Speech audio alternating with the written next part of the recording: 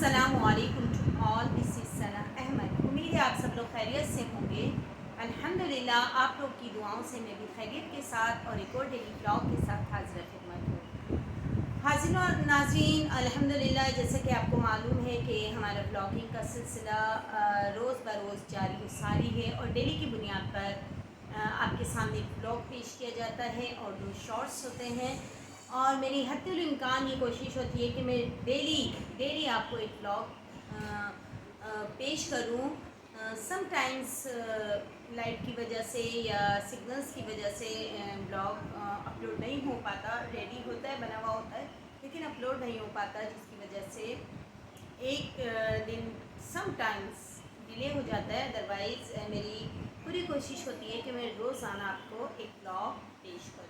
और ये मेरी एक तरीके से छोटी सी जॉब भी हो गई है और मैं अपना काम अल्हम्दुलिल्लाह बखूबी से अंजाम दे रही हूँ। इसका अंदाज़ा मैं अपने व्यूअर्स से, अपने सब्सक्राइबर्स से लगाती हूँ कि जो डे बाय डे अल्हम्दुलिल्लाह इंक्रीजिंग हो रही है, बढ़ रहे हैं, इंक्रीज़ हो रहे हैं। तो जज़ाकल्लाह फॉर एवरीवन जो मुझे देख रहे हैं और मेरे ब्लॉग को ना सिर्फ सुनते हैं बल्कि उसको अपनी अमली ज़िंदगी में शामिल भी करते हैं और बहुत कुछ उससे सीख भी रहे हैं, जिसमें कुरान की तजवीद सबसे अव्वलीन तरजीह जो है वो मेरी कुरान की तजवीद है। उसके मखारिज, रुमूज़ व अक़ाफ़, उसकी ग्रामर, उसका अंदाज़, तिलावत का तरीक़ा, ये सब मेरी अव्वलीन तरजीह है। और मैं चाहती हूँ कि हर एक मुस्लिम के दिल में कुरान तजवीद और मखारिज के साथ उतर जाए। वैसे तो कुरान सब पढ़ लेते हैं, अल्हम्दुलिल्लाह हम सब मुसलमान हैं और पूरा कुरान पढ़ लेते हैं, ज़बानी भी हिफ्ज़ कर लेते हैं बहुत से ख़वातीन और हज़रात, मगर ये कि उसको उसकी ग्रामर के मुताबिक पढ़ना, उसको रुमूज़ क़ाफ़ के मुताबिक, उसकी जो क़वाइद हैं उसके मुताबिक अगर आप पढ़ेंगे तो यकीन कीजिए कि वो पढ़ने में तो बड़ा ही मज़ा आता है, क्योंकि हम उसको क़वाइद के तौर पर तरतीब के साथ पढ़ते हैं। जो भी उसमें रुमूज़ क़ाफ़ आते हैं उसको मुकम्मल तौर पर सरअंजाम देते हैं। तो इससे हमारी ना सिर्फ क़िराअत बेहतर होती है बल्कि हमारा तलफ़्फ़ुज़, हमारी अदायगी बहुत खूबसूरत तरीन होती जाती है। और आप देखिए कुरान जैसे जैसे आप पढ़ते रहते हैं ना, उसमें आपकी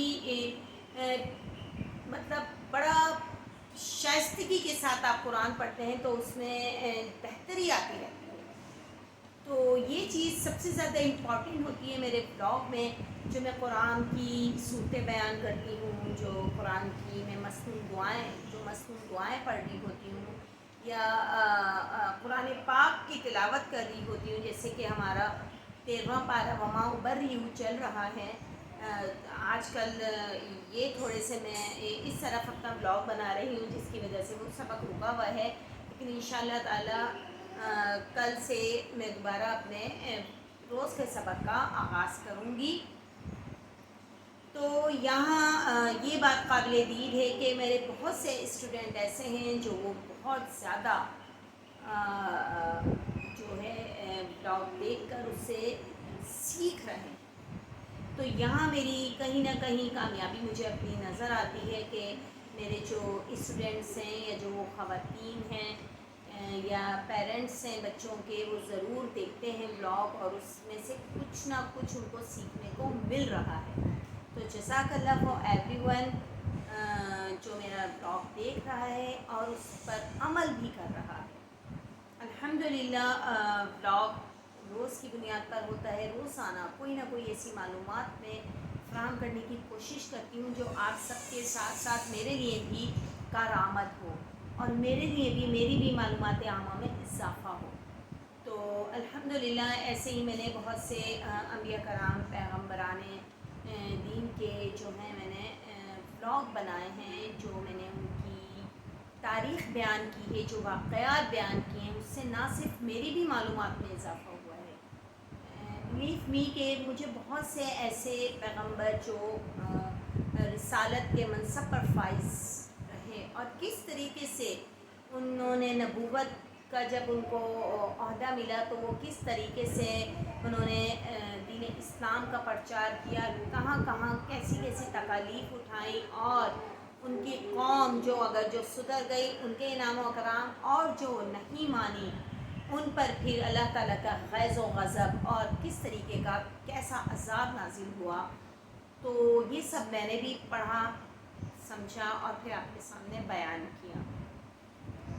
تو آئیے ہم جس طریقے سے اپنے بلاگ کا آغاز اللہ تعالیٰ کی حمد و ثنا سے کرتے ہیں. سب سے پہلے میں اللہ تعالیٰ کی حمد و ثنا کروں گی، اور آج کا جو بلاگ ہے وہ خاندان کی اہمیت پر ڈیپینڈ ہے کہ خاندان کیا جو اسلام میں خاندان کو کس طریقے سے اہمیت دی گئی ہے. تو اس کی تفصیل آگے جاتے ہیں. سب سے پہلے اللہ تعالیٰ کی حمد و ثنا کریں گے کہ بے شک تمام تعریف اللہ تعالیٰ کے لیے ہے، جو مالک سارے جہاں والوں کا، روز جزا کا مالک. ہم تیری ہی عبادت کرتے ہیں اور تجھ سے ہی مدد چاہتے ہیں. ہم کو سیدھا راستہ چلا، راستہ ان کا جن پر تو نے انعام کیا، نہ کہ ان کا جن پر غضب ہوا اور نہ بہکے ہوں کا. الہی قبول فرما، آمین ثم آمین. یہ ایک بہت خوبصورت سی دعا ہے، میں اپنے بلاگ کے آغاز میں ضرور پڑھتی ہوں. اور میرا چھوٹا سا بیٹا ہے الحمدللہ 5 سال کا، اس کو بھی یہ میرا بلاگ سن کے اس کو بھی یہ سورہ فاتحہ کا ترجمہ ہے، اس کو بھی یاد ہو گیا ہے، اب وہ ہم وقت مجھے سناتا بھی رہتا ہے. تو یہ بہت اچھی بات ہے، گڈ سائن ہوتا ہے کہ اگر آپ کوئی اچھی چیز ڈیلی گھر میں پڑھ رہے ہوں یا اپنی اولاد کو بتا رہے ہوں تو وہ بچہ یا وہ بڑا بھی اس چیز کو یاد کر لیتا ہے. تو اس امید کے ساتھ کہ آج آپ کو بلاگ بہت پسند آئے گا، اور اینڈ تک دیکھیے گا، کیونکہ یہ آج کا جو بلاگ میں نے چوز کیا ہے کہ اسلام میں خاندان کی اہمیت کو کس طریقے سے اجاگر کیا گیا ہے، اس کی ڈیٹیل میں جاؤں گی اور اپنے بھی خاندان کے بارے میں کچھ باتیں آپ سے شیئر کروں گی، اور کچھ ایونٹس آنے والے ہیں ان کے بارے میں تھوڑی بہت تفصیل آپ کو بیان کروں گی. تو آئیے سبق کا باقاعدہ آغاز حسب معمول تعوذ اور تسمیہ سے کریں گے. اعوذ باللہ من الشیطان الرجیم، بسم اللہ الرحمن الرحیم. اسلام میں خاندان کی اہمیت و افادیت اور حقوق، خاندان کے حقوق کیا ہیں، خاندان کیا ہے، چلیں آج بتاتی ہوں میں خاندان کے معنی و مفہوم.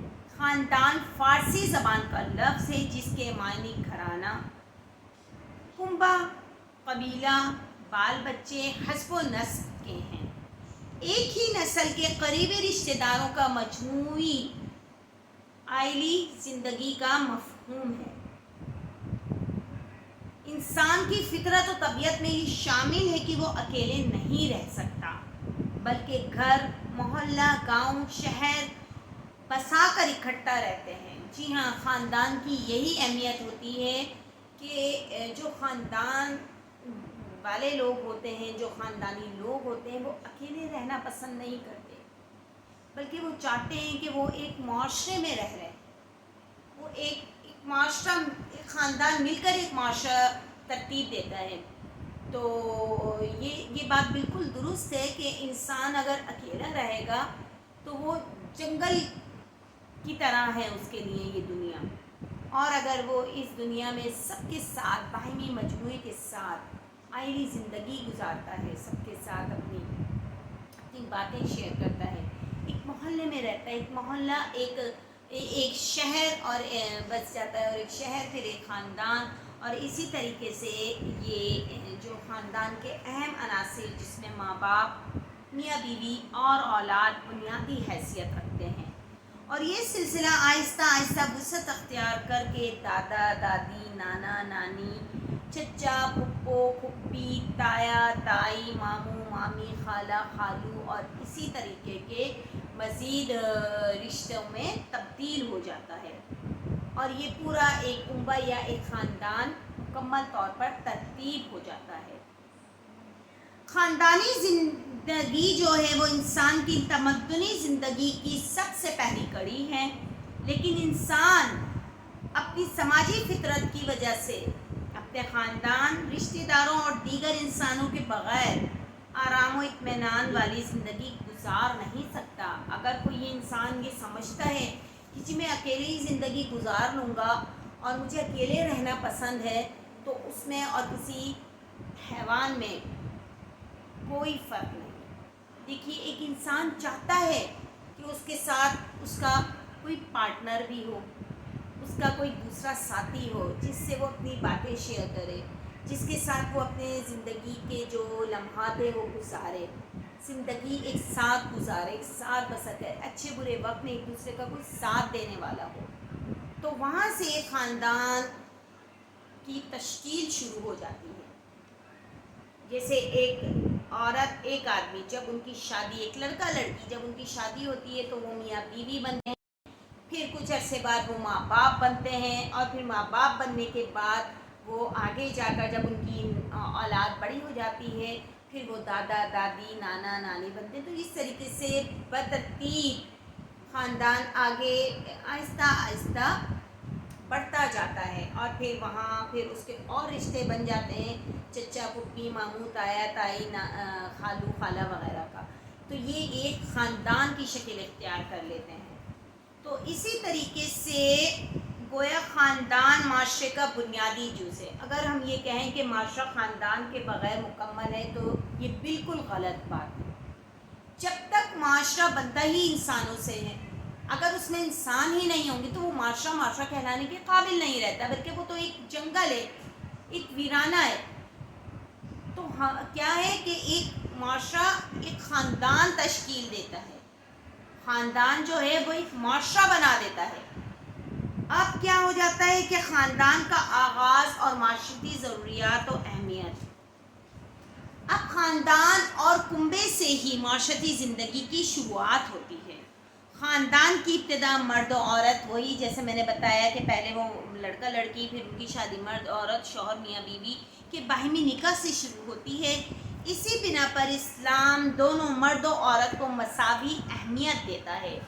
جی ہاں، اگر ہم کہیں کہ عورت یا مرد is a superior to a woman تو یہ غلط ہے، because God has created all men equal. اللہ تعالیٰ نے تمام انسانوں کو مساوی پیدا کیا ہے۔ تو اگر ہم کہیں کہ عورت کا رتبہ بڑا ہے یا مرد کا رتبہ بڑا ہے، ایسا نہیں ہے، ہر ایک کا درجہ اللہ تعالیٰ نے مختص کیا ہے، اللہ تعالیٰ نے رکھا ہے۔ بٹ تمام مسلمان، تمام عورتیں جو معاشرہ بنا رہے ہیں وہ مساوی ہیں، جو کہ معاشرے کا بنیادی جز ہیں۔ اگر یہ کہیں کہ عورتیں معاشرہ بنا رہی ہیں، غلط ہے۔ یہ کہنا بھی صحیح نہیں کہ خالی مرد ہی ایک معاشرے کو تشکیل دے رہے ہیں، یہ بھی درست نہیں ہے، بلکہ مرد اور عورت جب باہمی نکاح میں آ جاتے ہیں تو یہاں سے پھر ان کا معاشرہ ایک خاندان بننا شروع ہو جاتا ہے۔ ہر ایک کا دائرہ متعین ہے۔ اسلام ہر ایک کے حقوق و فرائض کی ادائیگی پر تلقین و تاکید کرتا رہتا ہے۔ قرآن مجید میں ارشاد باری تعالیٰ ہے، اے لوگوں، سورۃ الحجرات کی آیت نمبر 13 کا میں ترجمہ بیان کر رہی ہوں کہ اے لوگوں، بے شک ہم نے تمہیں ایک مرد اور ایک عورت سے پیدا کیا ہے۔ جی ہاں، انسانوں کے علاوہ خاندان اور رشتے ناتوں کا تصور کسی بھی مخلوق میں موجود نہیں۔ یہ شرف اشرف المخلوقات یعنی انسان کو حاصل ہے۔ اللہ تعالیٰ نے انسان کو اشرف المخلوقات کا رتبہ دے کر اس دنیا میں پیدا کیا ہے، مطلب تمام مخلوقات میں سب سے اعلیٰ و عرفہ رتبہ انسان کا ہے۔ سبحان اللہ، اور اللہ تعالیٰ نے یہ انسان کو شرف بخشا ہے، نہ کہ کسی حیوان کو۔ اب حاصل ہے کہ وہ گھر میں ماں باپ، دادا دادی، بہن بھائی اور اولاد کی حیثیت میں عزت و احترام، پیار و محبت سے پیش آتے ہیں۔ مرد کما کر لاتا ہے، اپنے گھر والوں کی ضروریات کو پورا کرتا ہے، اور اگر مرد اور عورت کے درمیان کوئی انبن ہو جائے تو خوش دلی سے ان کا تصفیہ کراتا ہے۔ یہ تمام چیزیں خاندان کی بدولت ظاہر ہوتی ہیں، اس لیے اسلام نے خاندان کو سماج اور صالح معاشرے کی زینت بنایا ہے۔ سبحان اللہ۔ اللہ تعالیٰ نے قرآن مجید میں سورۃ الحجرات میں بیان فرما دیا کہ یہ جو دنیا ہے، جو بے شک ہم نے تمہیں ایک مرد اور ایک عورت سے پیدا فرمایا۔ اب دیکھیے میاں بیوی کا رشتہ، جی ہاں، سب سے امپورٹنٹ رشتہ جو ہے وہ خاندان میں میاں بیوی کا رشتہ ہو جاتا ہے۔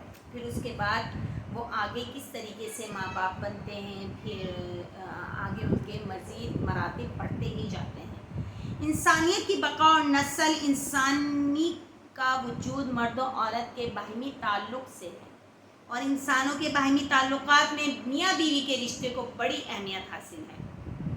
جانبین کے والدین کی رضامندی کے بعد ایجاب و قبول اور نکاح کے اعلان سے رشتہ قائم ہوتا ہے، اور اس سے عظیم مصالح اور منافع وابستہ ہے۔ نکاح ہی اچھے خاندان اور پاکیزہ سماج کو جنم دیتا ہے۔ قرآن مجید نے رشتہ ازواج کو احسان کا نام دیا ہے، یعنی قلعہ بند ہو کر محفوظ ہو جانا۔ در حقیقت نکاح ایک معاہدہ ہے جس کے ذریعے میاں بیوی ایک دوسرے کے لیے زندگی کے دوست ساتھی، دکھ سکھ میں شریک اور ایک دوسرے کے ہمدرد بن جاتے ہیں۔ مشکلات اور مسائل کے حل میں ایک دوسرے کے مددگار ہوتے ہیں۔ زندگی کا سکون اور قلب کا اطمینان بڑی حد تک ان کی خوشگواری اور باہمی الفت و اعتماد کے ذریعے ہوتی ہے۔ جس قدر محبت و الفت زیادہ ہوگی، اسی قدر اس کا نتیجہ بھی نفع بخش ہوگا۔ نکاح نسل انسانی کے لیے نہ صرف بقا کا سبب ہے، بلکہ اس کے ذریعے آدمی بہت سارے غیر اخلاقی کاموں سے محفوظ رہتا ہے۔ اولاد پیدا ہوتی ہی ایک نئے خاندان کی ابتدا ہو جاتی ہے، جس کی وجہ سے زوجین کے تعلق مزید مضبوط ہو جاتے ہیں۔ دونوں طرف سے محبت و احترام بڑھتا ہے، گھر اولاد کی وجہ سے بارونق ہو جاتا ہے۔ اب آپ دیکھیے کہ یہاں جب میاں بیوی، جب ایک عورت اور ایک آدمی رشتہ ازواج یعنی نکاح میں منسلک ہو جاتے ہیں، نکاح ہو جاتا ہے تو وہ میاں بیوی ہو جاتے ہیں، اور پھر وہ دکھ سکھ کے ساتھی بن جاتے ہیں۔ اللہ نہ کرے کوئی پریشانی آتی ہے تو دونوں چھینتے ہیں، نہ کہ مرد اس کو افورڈ کرے یا نہ صرف عورت، بلکہ دونوں میاں بیوی ایک گاڑی کے دو پہیے ہو جاتے ہیں۔ سمپل از دیٹ کہ ظاہر ہے اب ایک پہیے کی تو گاڑی چل نہیں سکتی، اسی طریقے سے زندگی جو ہے وہ دونوں میاں بیوی کے باہمی ازواجی تعلقات کے ذریعے رواں دواں ہو جاتی ہے۔ اب یہ ہم پر ڈیپینڈ کرتا ہے، میاں بیوی پر، کہ ہم کس طریقے سے اپنی زندگی کو معاشرے میں لے کر چلتے ہیں۔ اگر لڑائی جھگڑے 24 گھنٹے گھر میں دنگا فساد مچانا ہے، چھوٹی چھوٹی معمولی سی باتوں پر لڑائی جھگڑا کریں گے تو وہ لڑائی جھگڑا آگے جا کر بہت بڑی باتیں بن جاتا ہے، اور اس کی وجہ سے تعلق میں دراڑ بھی آ جاتی ہے، اختلافات پیدا ہو جاتے ہیں، اور جو رشتہ نکاح کے وقت مضبوط ہوا تھا، مستحکم ہوا تھا، وہ کہیں آہستہ آہستہ اس میں دراڑ پیدا ہو جاتی ہے۔ تو کوشش کریں میاں بیوی آپس میں محبت، باہمی محبت کے ساتھ، اتحاد کے ساتھ رہیں۔ کوئی اگر ہو جاتا ہے گھر میں لڑائی جھگڑا تو دونوں ایک ساتھ نہ بولیں گے، ایک خاموش ہو جائے، دوسرا خود بول بول کے خاموش ہو جائے گا۔ اور اسلام میں اس چیز کو واضح طور پر بیان کیا گیا کہ غصہ حرام ہے۔ اب دیکھیے مرد کو غصہ آ جاتا ہے، چاہے وہ باپ کی صورت میں ہو، بھائی کی صورت میں ہو، بیٹے کی صورت میں ہو یا شوہر کی صورت میں، غصہ فوراً آ جاتا ہے مرد کو۔ تو جب مرد اگر غصے میں ہے تو عورت کو چاہیے خاموش ہو جائے۔ اگر وہ بیوی ایز اے وائف اگر ایسا مسئلے مسائل چل رہے ہیں تو ایک کو خاموش ہو جانا چاہیے، سامنے سے ہٹ جانا چاہیے۔ ہم کیا ہے آج کل کے دور میں، آج کل کی عورتوں میں، اس سمیت میں اپنے آپ کو بھی اس میں شامل کروں گی کہ ہمیں بھی صبر نہیں ہے، ہم بھی بڑے جذباتی ہو گئے۔ خواتین، آج کل کی خواتین میں بھی غم و غصہ ہے۔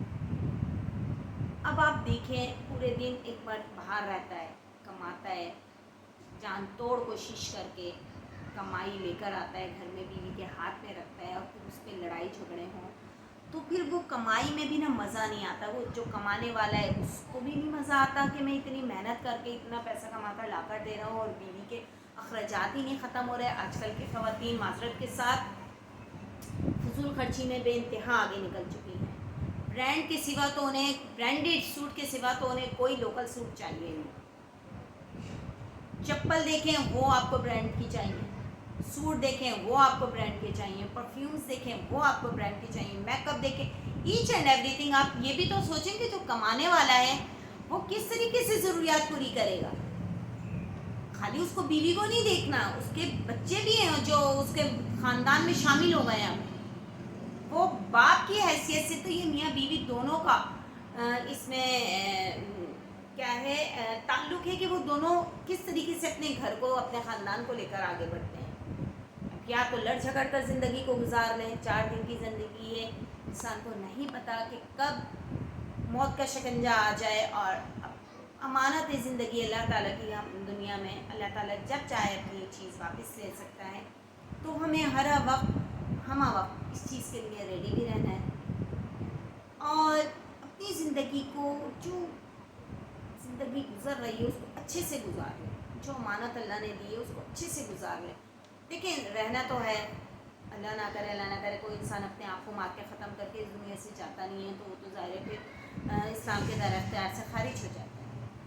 تو کیا کرنا ہے, ہمیں عزت کے ساتھ زندگی گزار لیں, پیار محبت سے زندگی گزار لیں. یہ خواتین کو چند ٹپس دے رہی ہوں, خود میں بھی یہ ٹپس پر عمل کرتی ہوں کہ کبھی میرے بھی ہسبینڈ آ جاتا ہے انہیں ظاہر ہے, تو جب اگر گھر میں کوئی انبن ہو جائے تو پھر ایک بندہ خاموش ہو جائے یا پھر ہنسی مذاق کر لے. اگر آپ کی غلطی نہیں بھی ہے سوری کر لیں, معذرت کر لیں, تو پھر بات ختم ہو جاتی ہے, آگے بڑھتی نہیں ہے.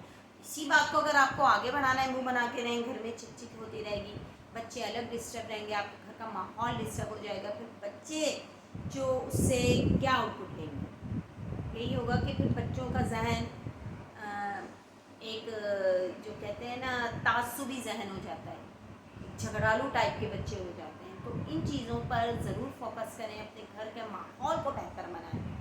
آج کے دور میں آپ دیکھیں جہاں بہت پیسہ ہے, دولت ہے, میں بہت سے لوگوں کو دیکھتی ہوں اپنی لائف میں, اپنے آس پاس آس پڑوس میں, کہ پیسہ ہے, دولت ہے, مگر سکون نہیں ہے. آئے دن لڑائی جھگڑے ہو رہے ہیں, ہر چیز کی فراوانی ہے گھر میں, ماشاءاللہ گھر خوبصورت, گاڑی ہے, بنگلہ ہے, نوکر چاکر, H and every thing, but کیا ہے, سکون نہیں ہے. وہ سکون کس چیز میں, آپس میں محبت پیدا کریں, آپس میں جو آپ کے جذبات ہیں ایک دوسرے کی قدر کریں.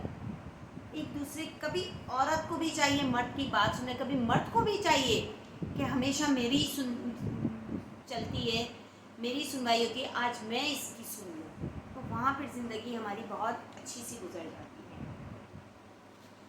اچھا, حضور پاک صلی اللہ علیہ وآلہ وسلم نے ارشاد فرمایا, النکاح من سنتی فمن رغب عن سنتی فلیس منی. ترجمہ ہے سنن ابن ماجہ کی حدیث ہے, ترجمہ نکاح والی زندگی گزارنا میری سنت ہے, پس جو بھی میری سنت سے آراز کرے گا وہ ہم میں سے نہیں ہے. مطلب اعتراض کرے گا یا اس کو فالو نہیں کرے گا وہ ہم میں سے نہیں. یہ رسول پاک صلی اللہ علیہ وسلم نے فرمان دیا. نکاح کے اس بابرکت رشتے کو اللہ تعالیٰ نے میاں بیوی کے لیے باہمی پردہ اور لباس قرار دیا ہے. چنانچہ ارشاد باری تعالیٰ ہے, ہن لباس لکم وانتم لباس لہن. سورہ بقرہ کی ہے, آیت نمبر 187. ترجمہ, وہ عورتیں تمہارے لیے ہیں اور تم ان کے لیے لباس, مطلب میاں بیوی آپس میں ایک دوسرے کا لباس ہے. خاندان ازواجی زندگی کے مقاصد. اب کیا مقصد ہے خاندان کا یا ایک ازواجی زندگی جو میاں بیوی کا ہے, ان کا مقصد حیات کیا ہونا چاہیے؟ اللہ تعالیٰ کے نزدیک عائلی زندگی کا مقصد نسل انسانی کی بقا اور اس کی افزائش ہے. انسان کو سکون و اطمینان ازواجی زندگی سے ہی ملتا ہے. زوجین مطلب میاں بیوی میں باہمی محبت و الفت کا وسیلہ بنتا ہے. خاندانی زندگی کے راحت و سکون کا سبب بنتا ہے. فریقین کو پاکیزگی کے ساتھ زندگی کی مسرتیں اور راحتیں نصیب ہوتی ہیں. نسل انسانی کا تسلسل اور بقا بھی انسانی عظمت اور شرف کے ساتھ جاری رہتا ہے۔ اجتماعیت کا ایک خاص حلقہ وجود میں آتا ہے جن کے مفادات مشترک ہوتے ہیں، جس کی بنا پر کنبہ اور معاشرہ مضبوط ہوتا جاتا ہے۔ اب میاں بیوی کے حقوق و فرائض، جی ہاں، یہ بھی قرآن و حدیث کی روشنی میں اس پر روشنی ڈالوں گی کہ حدیث میں ہے، صحیح بخاری کی حدیث ہے، تم سب نگران ہو اور تم سے تمہاری نگرانی میں موجود افراد اور رعایا کے بارے میں باس پرس ہوگی۔ دیکھیے کس طریقے سے ہے کہ ہم سب کون ہیں؟ ہم سب نگران ہیں، اور ہماری نگرانی میں موجود افراد جو بھی ہیں، جیسے میاں کے لیے بیوی کے لیے میاں، یا میاں بیوی کے لیے گھر، اس کے والدین، اس کی اولاد، تو ان سب کے بارے میں باس پرس ہوگی، سوال جواب ہوں گے۔ یہ نہ سمجھیں کہ بس میاں بیوی آئے، اولاد ہوئی اور بس یہ جا وہ جا، ایسا نہیں ہے۔ آیا میاں نے بیوی کے یا بیوی نے میاں کے کیا حقوق پورے کیے یا نہیں کیا، یا ایز اے پیرنٹ بن کر ہم اپنی اولاد کے ساتھ ان کے حقوق جو ہیں، ماں باپ کے اولاد پر حقوق ہوتے ہیں اور اولاد کے والدین پر بھی حقوق ہوتے ہیں، تو وہ ہم نے ادا کیے ہیں یا نہیں کیے، تو اس کا سوال جواب ضرور ہوگا۔ یہ حدیث مبارکہ ہے۔ اسلامی تعلیمات کے مطابق زوجین کے ایک دوسرے پر کچھ حقوق و فرائض مقرر کیے گئے ہیں، اور ارشاد باری تعالیٰ، جیسے میں نے بتایا کہ وَلَهُنَّ مِثْلُ الَّذِي عَلَيْهِنَّ بِالْمَعْرُوفِ، سورہ بقرہ کی آیت ہے۔ ترجمہ، اور عورتوں کا حق مردوں پر ویسا ہی ہے جیسے دستور کے مطابق مردوں کا حق عورتوں پر ہے۔ اسی طرح ان عورتوں کے حقوق میں نان، نفقہ، لباس، مکان، علاج، معالجہ اور دیگر ضروریات مہیا کرنا شوہر کی ذمہ داری ہے۔ اپنے مالی وسائل کے اعتبار سے یہ ضروریات پوری کرے گا۔ بیوی کو مہر میں دی گئی رقم یا دیگر ذاتی ملکیت رکھنے اور کاروبار کرنے کا جائز حدود میں اجازت دینا مرد کے فرائض میں یہ امور بھی شامل ہیں۔ بیوی اور گھر کے دوسرے افراد سے پیار و الفت سے پیش آنا، اس پر ظلم و زیادتی نہ کرنا، عدل و احسان کا رویہ اختیار کرنا، ان کے حقوق شریعت کے مطابق ادا کرنا، یہ سب ایک شوہر کی ذمہ داری ہے۔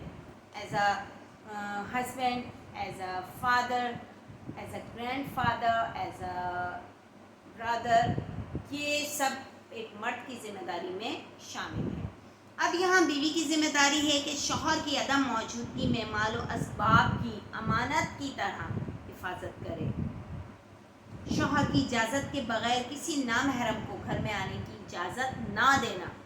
فرمان الہی ہے فَالصَّالِحَاتُ قَانِتَاتٌ حَافِظَاتٌ لِلْغَيْبِ بِمَا حَفِظَ اللَّهُ، سورۃ النساء کا ترجمہ ہے۔ سورۃ النساء، نساء عورت کو بولتے ہیں، یہ عورت کے بارے میں بھی دیکھیں ایک سورت نازل ہوئی ہے، اور اس کا آیت نمبر 34 ہے ترجمہ۔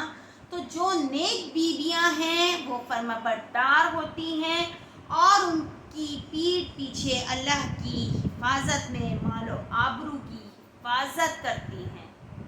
جی ہاں، شوہر کی آمدنی اور مالی حیثیت سے بڑھ کر خرچے کا مطالبہ نہ کریں۔ وہی بات جو میں نے شروع میں بتائی کہ اپنے اخراجات کو کم کریں، اپنے اخراجات کو بڑھا چڑھا کر شوہر کے سامنے مت پیش کریں۔ ویسے ہی آج کل کے دور میں ہر مرد، چاہے وہ شوہر ہو، بھائی ہو، بیٹا ہو، باپ ہو، بہت پریشان ہے۔ مہنگائی نے کمر توڑ کے رکھی ہے، 2 لاکھ روپے بھی گھر کی ضروریات پوری نہیں کر پا رہے، اور اس پہ آپ کا اپنا گھر، اور اگر آپ کرائے پر ہیں تو وہ تو پھر اللہ ہی حافظ ہے ان لوگوں کا۔ اللہ پاک تمام لوگوں کے مالی مسائل حل فرمائے اور مشکلات سے نجات دلائے، آمین ثم آمین۔ شوہر کے گھر میں کوئی تکلیف یا تنگی دیکھے تو خواہ دوسروں کو اس کی شکایت نہ کرے، بلکہ درگزر، عفو درگزر سے کام لے اور برداشت کرے۔ لیکن آج کل کی خواتین کیا ہوتی ہیں، محلے میں بیٹھ کر معذرت کے ساتھ، ایسی بہت سی خواتین کو میں نے دیکھا ہے جو محلے میں جاتی ہیں اور اپنے گھر سے نکل کر اپنے ہی گھر کی بات دوسروں تک پہنچاتی ہیں کہ میرا تو شوہر، وہ آگے والی بڑھا چڑھا کر بتا رہی ہے، بے شک اس کا شوہر اس کو پوچھتا بھی نہ ہو، بٹ یہ کہ وہ اپنے آپ کو زیادہ ایکسپوز کرنا چاہ رہی ہے، زیادہ بتانا چاہ رہی ہے کہ میرا شوہر تو میرا بڑا فرما بردار ہے اور میری یہ ضروریات پوری کر رہا ہے، وہ ضروریات پوری کر رہا ہے، فلاں فلاں. تو یہ جو دوسری عورت ہے بیچاری، وہ جا کر پھنس گئی، غلط عورتوں کی ہتھے چڑھ گئی. تو ایسی عورتوں سے اجتناب کریں، بچیں.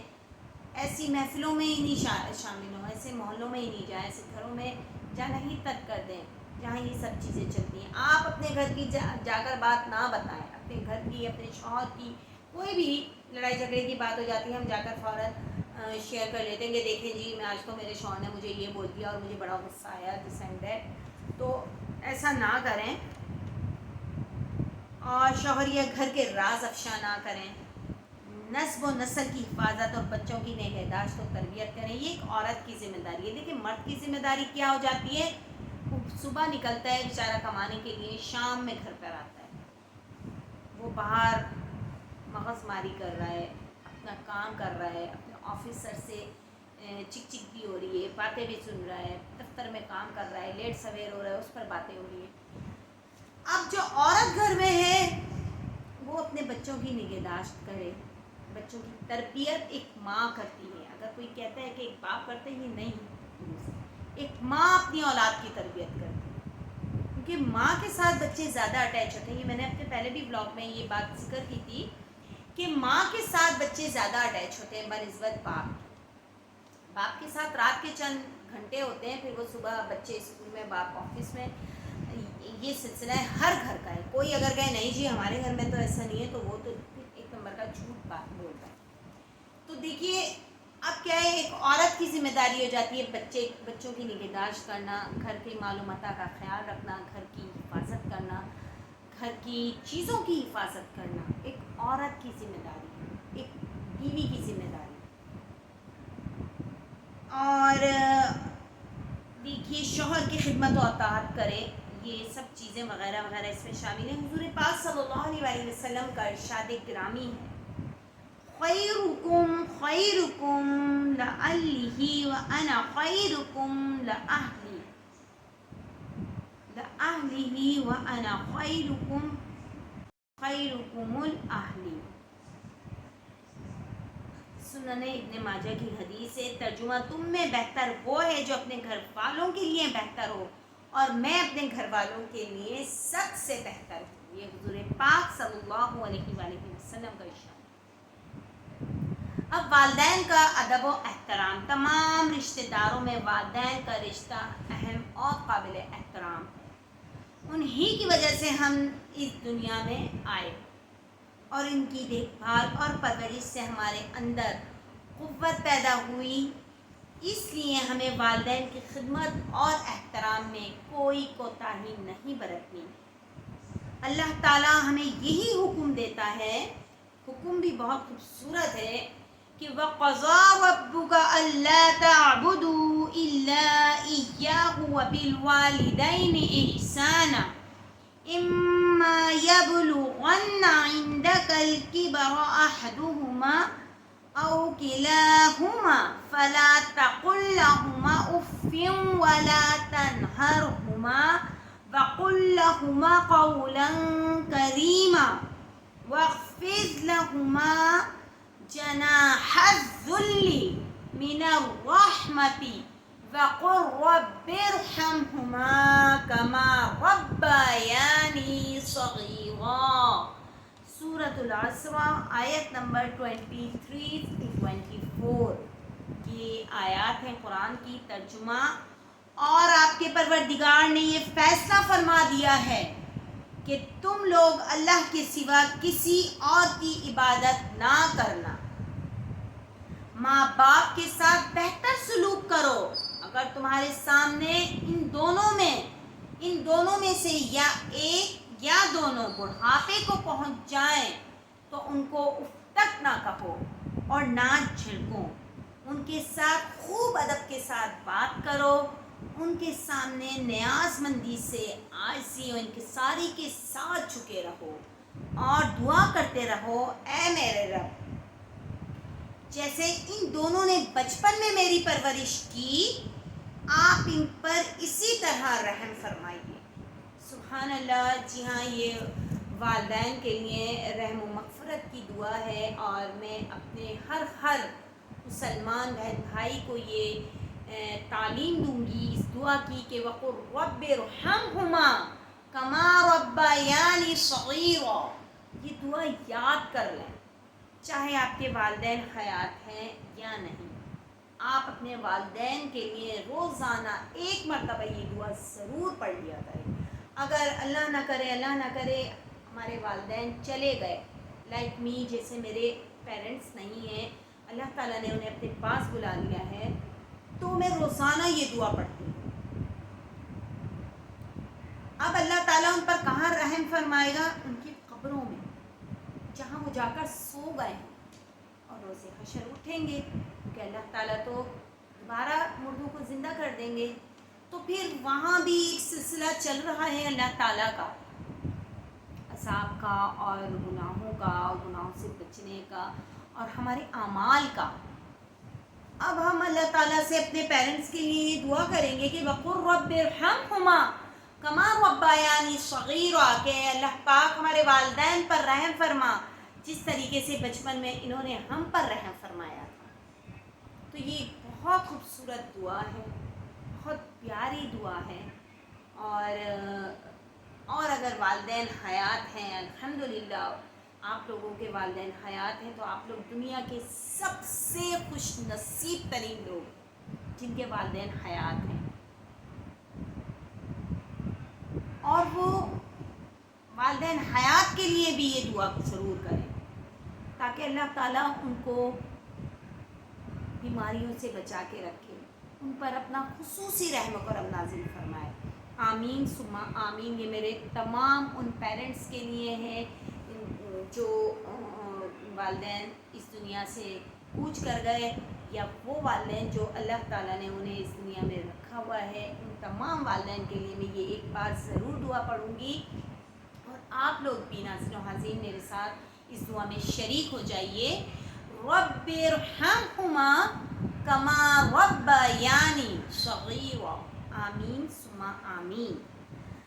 ماں باپ اگر کافر اور مشرک ہی کیوں نہ ہوں، دنیا میں ان کا ادب و احترام کرنا، ان کی فرما برداری کرنا، ان کے ساتھ اچھا سلوک کرنا اور خدمت کرنا لازمی امر ہے. معذرت کے ساتھ اس بات کی طرف ضرور توجہ دلاؤں گی کہ وہ اولاد جو اپنے والدین کو اولڈ ہاؤس چھوڑ کر آ گئی ہے، اگر کوئی پیرنٹ، سنگل پیرنٹ بھی یہ میرا بلاگ سن رہا ہو، تو وہ فوراً جا کر اپنے والدین کو معافی مانگ کر، پیروں میں گر کر معافی مانگیں، ان سے ان کے قدموں کو چوم لیں اور ان کو اپنے گھروں میں واپس لے آئیں. وہ گھر حقیقتاً انہی کا ہے. آپ کو دنیا میں لانے کا ذریعہ ہی والدین ہیں، تو پھر آپ کس طریقے سے اپنے گھروں سے، اپنی ایک بیوی کے آنے سے آپ اپنے والدین کو بوجھ سمجھتے ہیں؟ میاں بیوی میں لڑائی جھگڑا، تمہاری ماں نے مجھے یہ بول دیا، تمہاری ماں تو کام ہی نہیں کرتی، پورے دن میں ہی لگی رہتی ہوں، فلاں عورتیں اپنے شوہروں سے بولتی ہیں، اور شوہر پھر ماں باپ کو بولتے ہیں، اور پھر کہتے ہیں چلیں ہم آپ کو ایک جگہ چھوڑاتے ہیں، وہاں زندگی سکون سے گزار لیں، ہم بھی یہاں سکون سے رہیں گے، آپ بھی وہاں سکون سے رہیں. ایسا نہیں کریں پلیز. ہاتھ جوڑ کر ان لوگوں سے التماس کر رہی ہوں، درخواست کر رہی ہوں، جو بچے اپنے والدین سے اس طریقے سے پیش آ رہے ہیں، یا اپنے والدین کو بوجھ سمجھا ہوا ہے، نہ ان کو ایک گھر میں بیچارے رہ رہے ہیں، بس ایک طریقے سے اپنی زندگی کے دن کاٹ رہے ہیں. ان کو آ کر ان کو پوچھنا تو دور کی بات، سلام دعا تو کرنا دور کی بات، آپ ان کو کھانے تک کو نہیں پوچھ رہے. کتنی بری بات ہے ناظرین و حاضرین.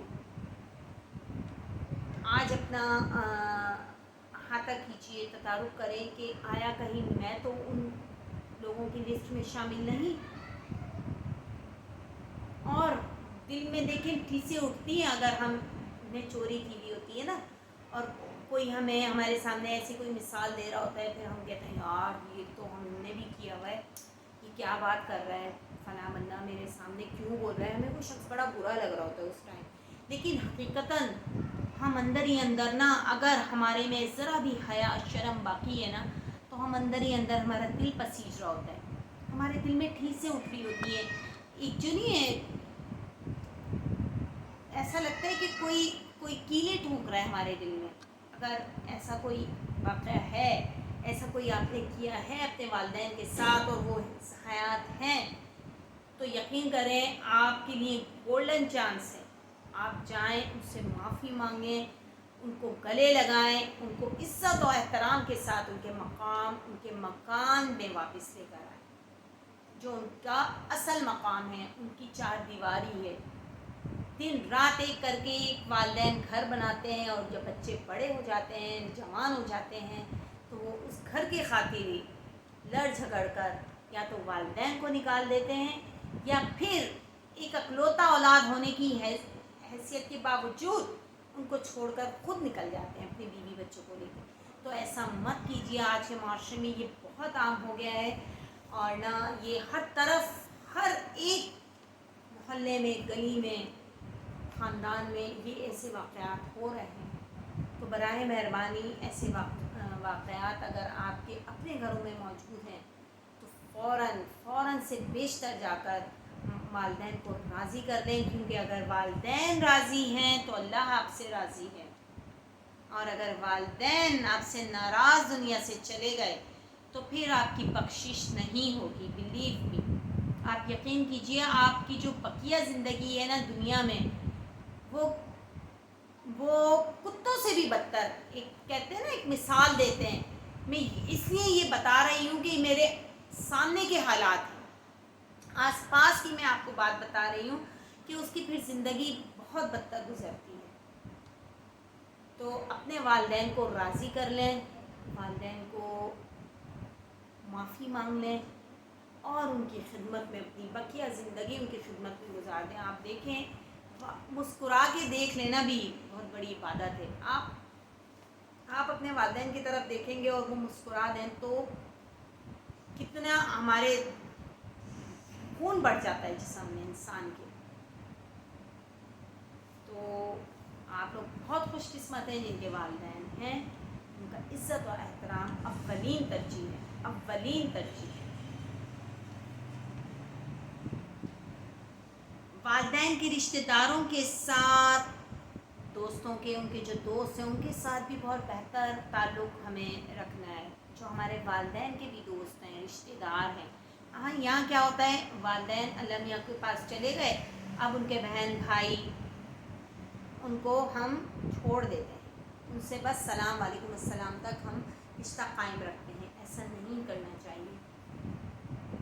والدین کے حقوق جو ہیں وہ چند حقوق یہ ہیں: عزت و احترام اور اولاد کے فرائض.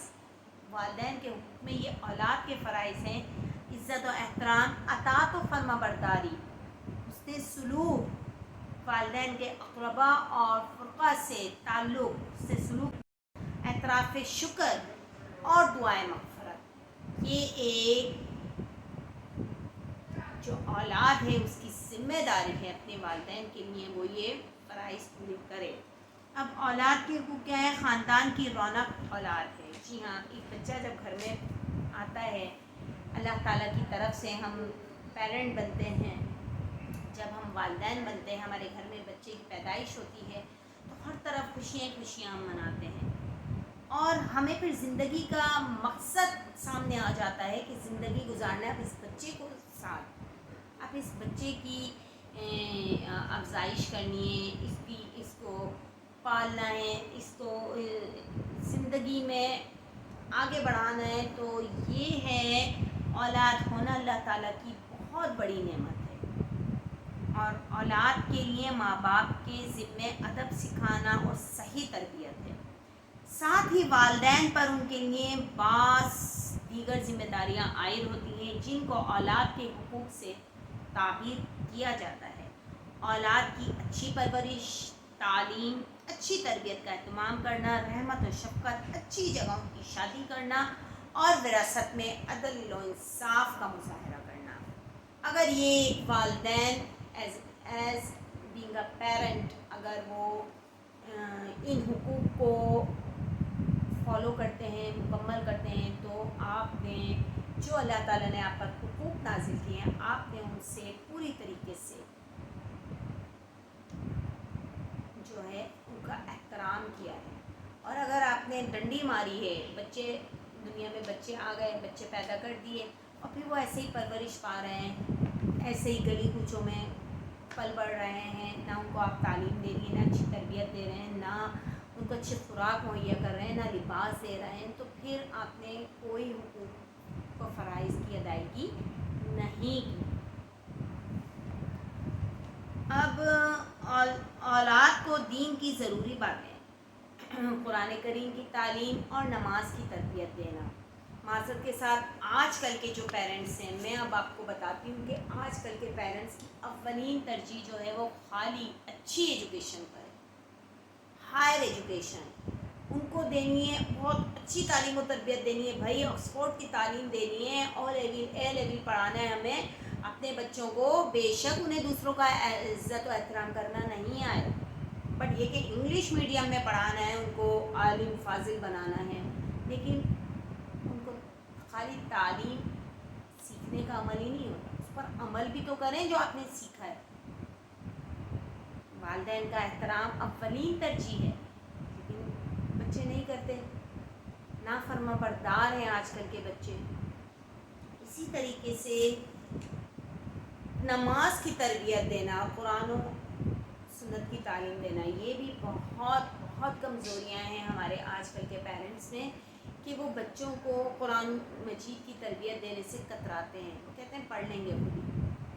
نو، سب سے پہلے اولین ترجیح آپ کی نماز ہے، قرآن ہے، پھر دنیاوی تعلیم ہے. قبر میں سب سے پہلا سوال نماز اور قرآن کا ہوگا، نہ کہ میتھس، انگلش، کیمسٹری، بایو وغیرہ کے بارے میں نہیں پوچھا جائے گا ہم سے. تو آپ دیکھیے آیا آپ کے بچہ دین سے کتنا منسلک ہے، کتنا اس کا تعلق استوار ہے، کتنا وہ دین سے جڑا ہوا ہے. معذرت کے ساتھ آج کل کے بچوں کو پہلا کلمہ ہی نہیں آتا. اگر پوچھ لو اول کلمہ کیا ہے، بچوں کو پتہ ہی نہیں ہے. ہم سب کون ہیں، ہم پوچھتے ہیں تم کون ہو، وہ اپنا نام بتا رہا ہے، میں یہ ہوں. ارے بھائی میں دین کے متعلق اگر سوال کر رہی ہوں کہ تم کون ہو، الحمدللہ مسلمان، ہمارا مذہب کیا ہے، اسلام. تو یہ بچوں کو اویئرنیس دینی ہے، پیرنٹس کو بتانا ہے کہ بچوں کو تعلیم تربیت دینی ہے، دین کی تعلیم پہلے ہے، پھر دنیا کی تعلیم. نماز کے بارے میں بتانا ہے، بچوں کو نماز کی نو ہاؤ کچھ نہیں پتہ. بچے کیا، بڑوں کو نہیں پتہ، فرض نماز کی ادائیگی نہیں پتہ. یہاں یہ دیکھ کر سن کر یقین کریں بڑا افسوس ہوتا ہے ناظرین و حاضرین کہ آج کے دور میں بھی آپ کو 4 فرض یا 3 فرض نماز اگر پڑھوائیں تو وہ پتہ ہی نہیں ہے کہ فرض میں 2 رکعت کے بعد تیسری رکعت میں کیا پڑھنا ہے کیا نہیں پڑھنا. یہاں دیکھیں ہماری کتنی لیکنگ ہے، کتنی ویکنیس ہے ہمارے میں اس معاملات میں. تو یہاں ضرور توجہ کی ضرورت ہے. یہ پوائنٹ بہت اہم ہے کہ ہمیں بچوں کو قرآن اور نماز کی تربیت سب سے اولین ترجیح ہے وہ دینی ہے. پھر ہمیں ان پہ خاندان سے حسن سلوک، اب خاندان والدین کے بعد قرابت داروں کے ساتھ بھی اچھا سلوک کرنا. بہن بھائی اور وہ رشتہ دار جو ماں باپ کے تعلق سے رشتہ دار بنتے ہیں، مثلا دادا دادی، نانا نانی، پھپھو ماموں، خالہ چچا، تایا تائی وغیرہ، ان سب کے ساتھ بھی، یا ان کے ہمارے کزنس جو ہوتے ہیں ان کے ساتھ بھی ہمیں حسن سلوک روا رکھنے اور ان کی مالی مدد کرنے کا حکم ملا ہے. آج کل کے دور میں کیا ہے، ہم کسی بھی رشتے سے اچھا تعلق استوار ہی نہیں کر رہے. آپ دیکھیں ہر جگہ لڑائی جھگڑے عام ہیں. شیطان ہر ایک پر مسلط ہو گیا ہے اور اپنی چونچے، اپنے ٹھونگے مارتا ہے انسان کے دل میں، اور پھر دل وہی کرتا ہے جو شیطان چاہ رہا ہے. آپ دیکھیں ہر گھر میں لڑائی جھگڑے ہیں. جی فلاں کے میرے خالہ سے تعلق ہی نہیں ہے، میرے ماموں سے کوئی تعلق نہیں ہے، میرے چچاؤں سے کوئی تعلق نہیں ہے، میری بھوٹیوں سے کوئی تعلق نہیں ہے، بہن بھائی سے لڑی ہوئی ہے، بھائی بہن سے لڑا ہوا ہے، ایک دوسرے کی شکل دیکھنا گوارا نہیں کرتے. معذرت کے ساتھ یہ ہمارے معاشرے میں عام ہو گئی ہیں یہ باتیں. خود میری اپنی فیملیز میں اپنے آپ کو بھی اس میں شامل کروں گی کہ اس طریقے سے ہوتا ہے. تو ہمیں ان چیزوں پر قابو پانا ہے. عفو درگزر سے کام لینا ہے. آپ آگے بڑھیں, ان لوگوں سے پیچھے ہو جائیں, ان لوگوں کو پیچھے چھوڑیں. بولے نہیں ایسا نہیں کرنا چاہیے, ان کو دین کی طرف تھوڑا سا لے کر آئیں, تھوڑی حدیث سنت بتائیں انہیں کہ یہ ہمارے معاشرے میں, یہ ہمارے اسلام میں شامل نہیں ہے. آپ کی غلطی نہیں بھی ہے تو آپ ایکسکیوز کر لیں. اللہ تعالیٰ معاف کرنے والے کو زیادہ پسند ہے. اللہ تعالیٰ کہتا ہے مجھے وہ لوگ بہت زیادہ پسند ہیں جو ایک دوسرے سے عفو درگزر سے کام لیتے ہیں, کیونکہ عفو درگزر ہمارے نبی پاک صلی اللہ علیہ وآلہ وسلم کی صفت اعلیٰ ہے.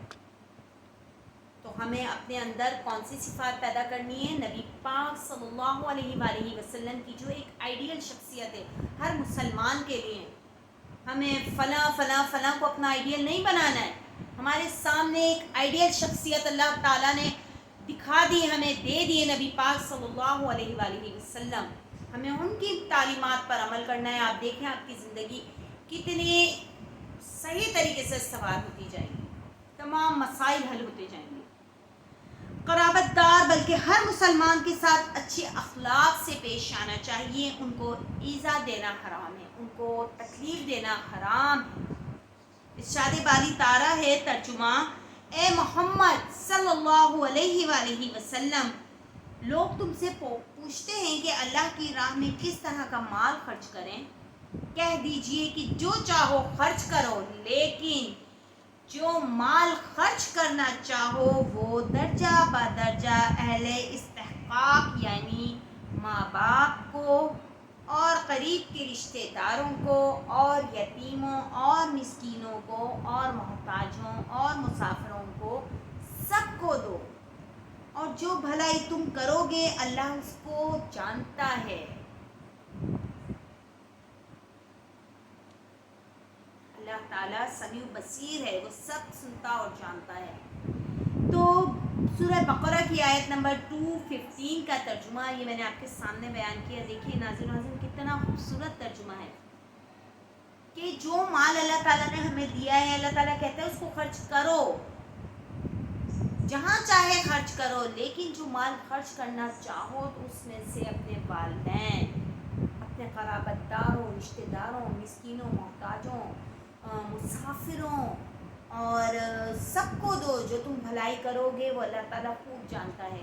معذرت کے ساتھ یہاں آج کے دور میں کیا چل رہا ہے, اگر ایک بھائی امیر ہو گیا ہے اور دوسرا بھائی تھوڑا کم تر ہے, ذرا کم پیسہ ہے اس کے پاس, تو امارت والا جو بھائی ہے جو امیر عمرہ ہو گیا ہے وہ اس کو کسی خاطر میں نہیں لاتا.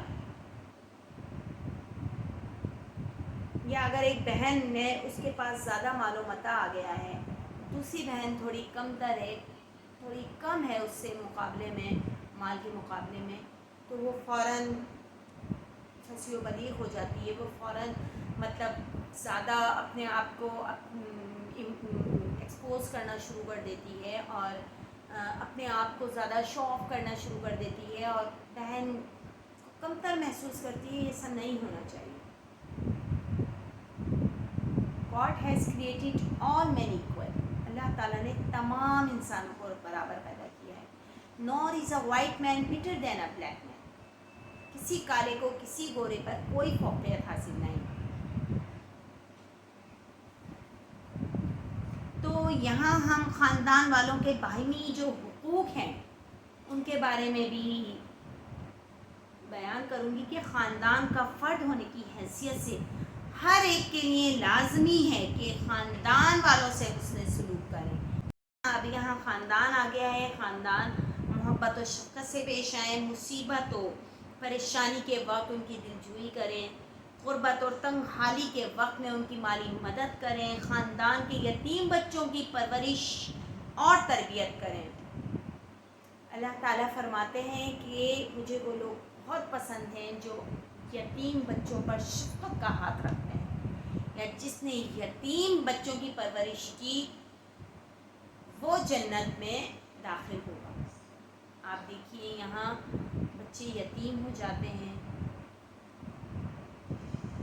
والدین جن کے بچوں کے والدین نہیں ہوتے، بچے چھوٹے بچے ہیں، یتیم ہو جاتے ہیں، وہ سڑکوں پہ نکل جاتے ہیں. مطلب ان کے رشتہ دار ان کی طرف، ان کی مالی مدد کرنا تو بہت دور کی بات ہے، ان کی طرف دیکھنا پسند نہیں کرتے کہ یہ ہماری اسٹیٹس سے اب ختم ہو گئے، نکل گئے، یہ باہر ہو گئے، ان کا کوئی لک آفٹر کرنے والا نہیں ہے. حالانکہ اس پوری جو معاشرہ ہے، جو خاندان ہے، ان کو سپورٹ کرنا چاہیے، ان بچوں کو، ان لوگوں کو جو اس ٹائپ کے ہیں، جو غریب ہیں، جو محتاج ہیں، جو مسکین ہیں، جو مالی اعتبار سے ذرا لو ڈاؤن ہیں. ان کو کیا کرنا چاہیے؟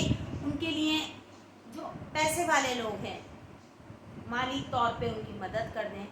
بن مٹھی ایسا حکم ہے کہ آپ اس ہاتھ دیں تو اس ہاتھ کو نہیں معلوم، سیدھے ہاتھ سے دیں تو الٹے ہاتھ کو معلوم نہ ہو. یہاں ہم کیا کرتے ہیں بھائی، کیمرہ آن کرواتے ہیں. بڑے بڑے میں بلاگرز کی بھی یہاں بات کروں گی، اگر وہ ہیومینٹی دکھاتے ہیں، وہ انسانیت دکھا رہے ہیں، وہ کسی کا موٹیویشن موویز بناتے ہیں، تو وہ کیا کرتے ہیں؟ سب سے پہلے وہ اپنے کیمرہ مین کو الاؤ کرتے ہیں، ان کو انوائٹ کرتے ہیں.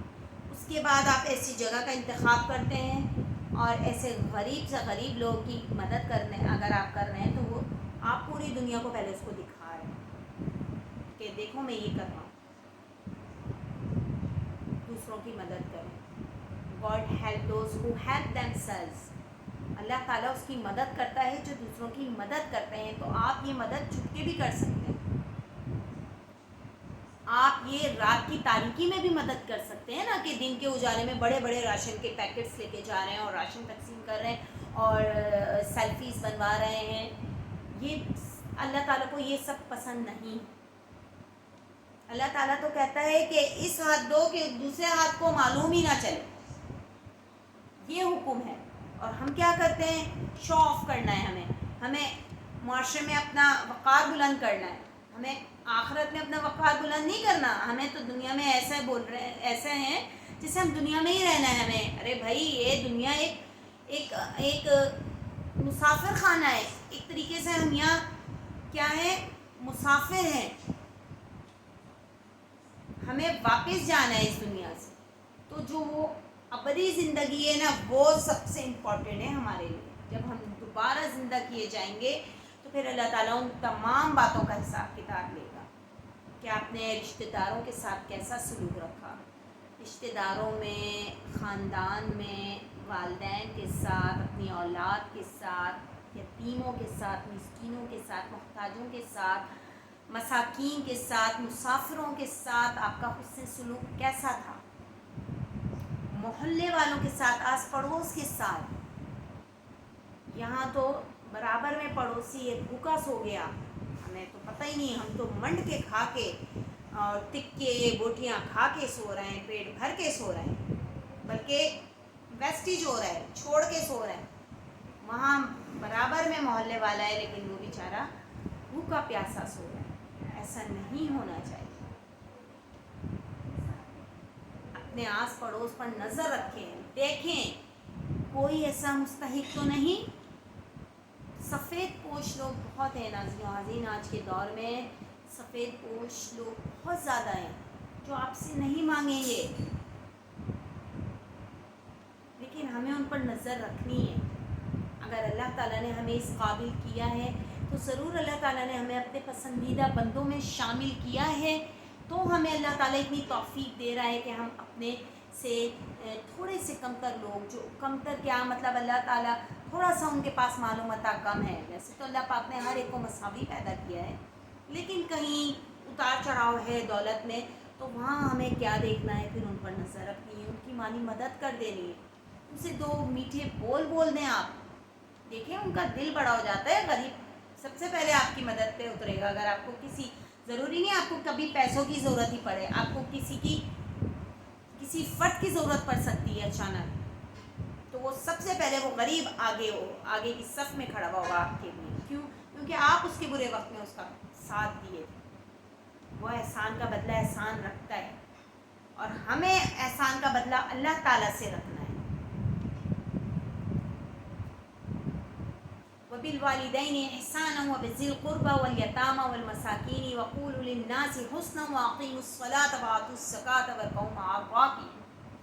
اللہ تعالیٰ نے قرآن مجید میں فرما دیا ہے کہ اپنے والدین کے ساتھ اس سے سلوک کرو اور یتیموں اور مسکینوں کے ساتھ اس سے سلوک سے پیش آؤ اور نماز قائم کرو اور زکوٰۃ دو، رکوع کرو رکوع کرنے والوں کے ساتھ۔ اور یہاں خاندان کے یتیم بچوں کی پرورش اور تربیت کریں، خاندان کی خوشی اور غمی میں شرکت کریں۔ یہاں افسوس کے ساتھ کہنا پڑتا ہے کہ خاندان میں کہیں غم آ جاتا ہے، موت زندگی سب کے ساتھ ہے، کسی کا انتقال ہو جاتا ہے تو ہم کہتے ہیں چلو انتقال ہو گیا، سوئیں میں چلے جائیں گے، اب ٹائم نہیں ہے ہمارے پاس، یار ہمیں آفس جانا ہے، ہماری آج میٹنگ ہے، دس اینڈ دیٹ۔ تو یہ نہیں ہونا چاہیے، ٹھیک۔ جسمانی اور نیک مشوروں کی صورت میں تعاون کریں، خاندان میں تنازعات کے وقت صلح صفائی کریں۔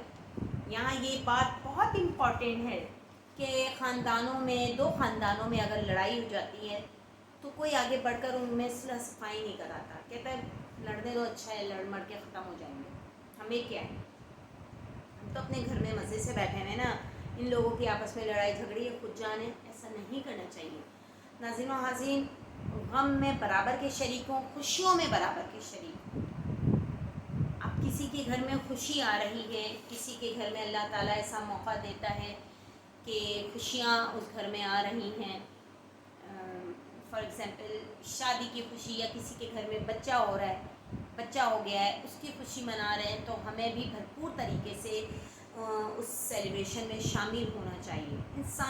جب انسان خود شامل ہوتا ہے نا، ضروری نہیں ابھی لین دین کا معاملہ ہے، ابھی ہم اچھے طریقے سے اچھے سے تیار ہو کر اس کی خوشیوں میں شریک ہوتے ہیں، وہیں سے اس کے پرسنالٹی دیکھ کر انسان اندازہ لگا لیتا ہے کہ یار یہ میری خوشی میں کتنا خوش ہے، کتنا اچھا سا تیار ہو کر آیا ہے، کتنا خوش و خرم طریقے سے آیا ہے۔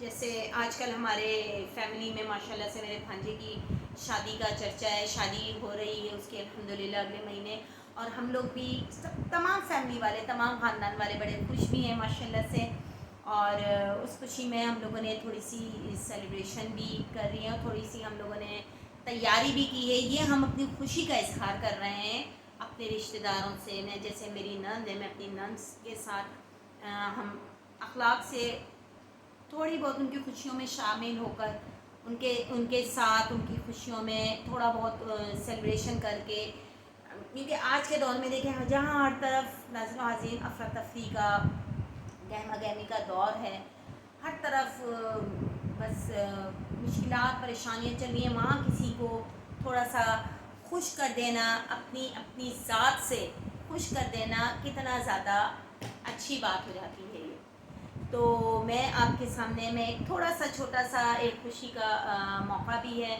تو میں یہ بات آپ سے شیئر بھی کروں گی کہ ہم لوگوں نے بھی، میری فیملی نے، میں نے اور بچیوں نے یہ تیاری کی ہے اپنے بھانجے کی خوشی میں، تھوڑا سا ان کو سرپرائز بھی دیں گے ہم، ان کو ابھی اتنا علم بھی نہیں ہے، تو یہ سرپرائز دیں گے، اور ان کی جو سیلیبریشنز ہیں اس میں انشاءاللہ تعالی ہم بڑھ چڑھ کر حصہ بھی لے رہے ہیں اور خوشیوں میں شریک بھی ہو رہے ہیں۔ اس کے لیے میں نے تھوڑی سی، میں نے اور بچیوں نے تھوڑا کچھ چیزیں بنائی ہیں، وہ آپ کے سامنے میں شیئر کروں گی، کیونکہ یہ ولاگ جو ہے وہ اسی حوالے سے بھی مجھے ایک دم نظر آیا، میرے سامنے وہ چیزیں بنی ہوئی ہیں، ہم لوگوں نے آج ہی اس کو پریپریشن کی، اس کو بنایا ہے آئیڈیاز نکال کر، تو امید ہے آپ لوگوں کو پسند بھی آئے گا اور آپ لوگ بھی اس چیز کو دیکھیں گے، اور پھر واقعی آپ بھی اپنے خاندان میں اس طریقے سے اپنی خوشی کا اظہار کر سکتے ہیں۔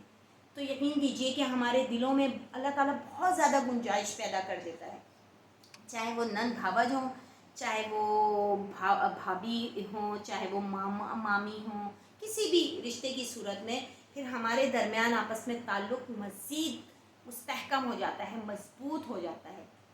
تو ہم نے تھوڑا سا چیزیں بنائی ہیں، وہ آپ کے سامنے دکھاتی ہوں میں، اور یہ سب ہینڈ میڈ ہیں، ہم لوگوں نے خود ہی گھر میں بنائی ہیں۔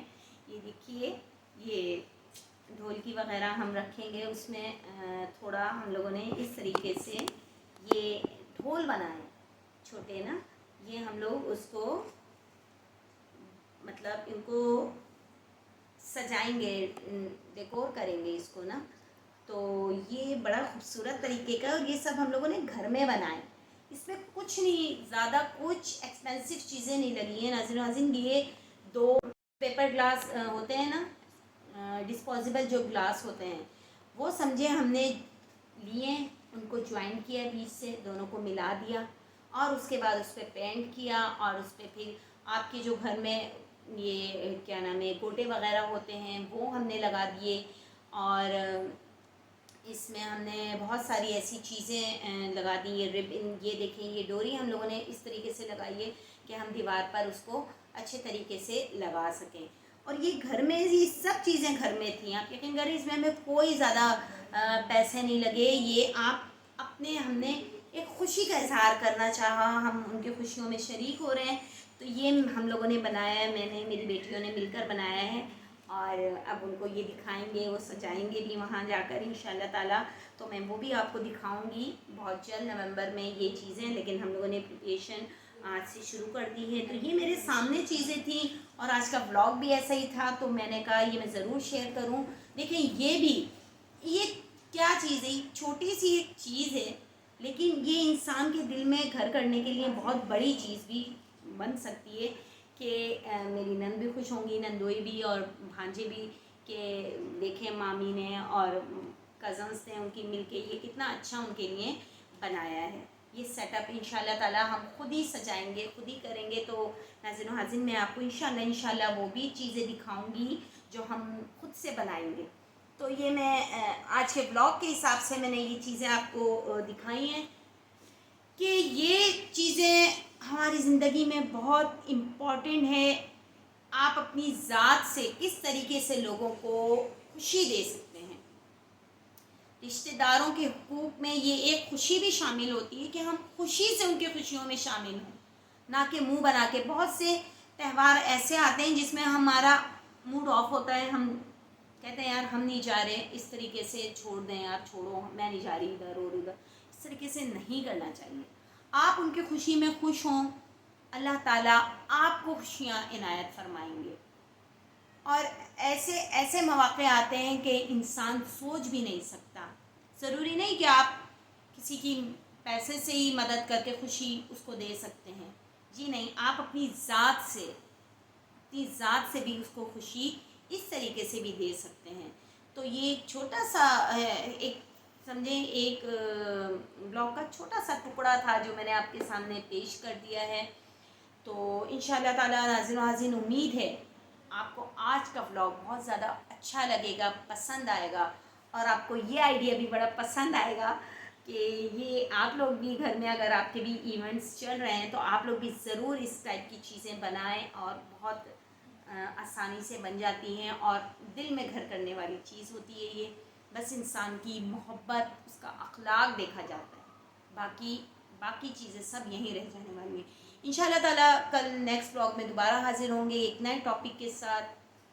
ٹل دین اللہ حافظ. السلام علیکم ورحمۃ اللہ وبرکاتہ.